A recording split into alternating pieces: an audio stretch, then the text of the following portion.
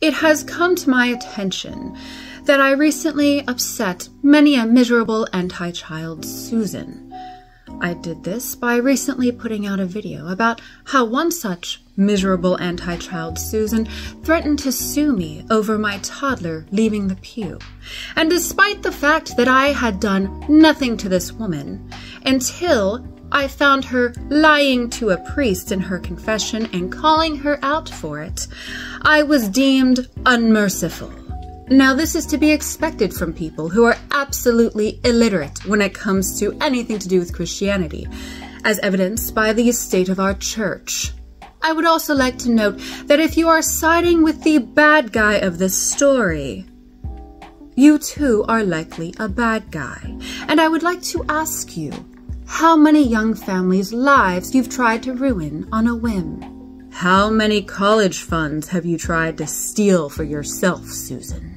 But that is to be expected with the boomerage generation. The generation that hates young families in church.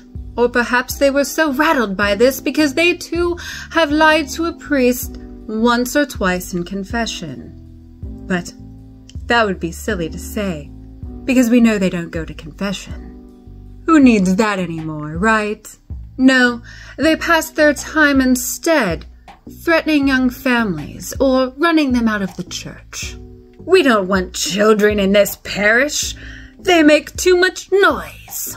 And yet they fail to realize that if the church is not crying, it is dying. Yet evidently, that is what they want.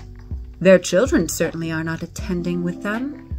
So they must harass the traditional young breeders. You see, I obviously do not care if I upset you, because you have ruined my church. But don't worry. The terrible young breeders such as myself will restore it. I will, however, leave you with this curse that you have justly earned. As they wheel you out for the last time of your dying hippie parish that has a tabernacle hidden off to the side in order to make room for the 4-person choir, my curse to you is that the music that they are playing upon your departure is on eagle's wings.